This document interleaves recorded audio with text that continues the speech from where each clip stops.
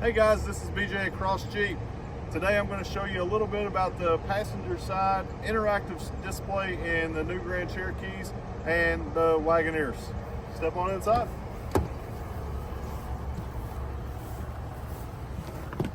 So first off, here's the screen. Driver can't see it. There's a button, push to turn on. And there's your home screen that lets you kind of help operate the AM FM radio from the passenger side here while the driver is over there, obviously on like a trip. You can scroll through here, navigation, it's going to show you where you're at. Pretty cool stuff. That way you can kind of help.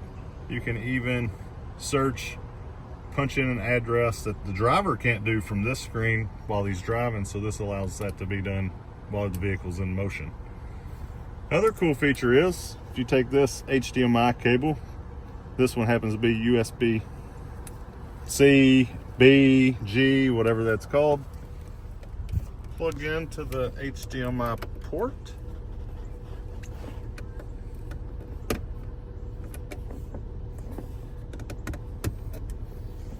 Plug into your phone,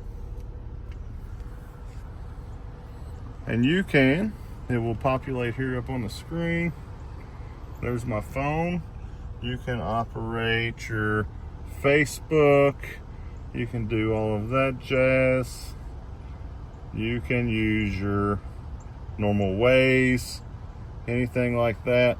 If you have a Fire Stick, you can set Netflix up, watch Netflix, you know, anything that you can do with your phone that takes Wi-Fi. This will not, even with an HDMI cable, will not help with, won't operate. You can't play your Xbox on here, PlayStation, it's just too much power. What I do know works is you can buy one of the many Nintendo Entertainment Systems that fit in the palm of your hand that has like 60 preloaded games, and you can play on that. Super Mario Brothers, anything like that. You do have to plug into the outlet in the back of the console though.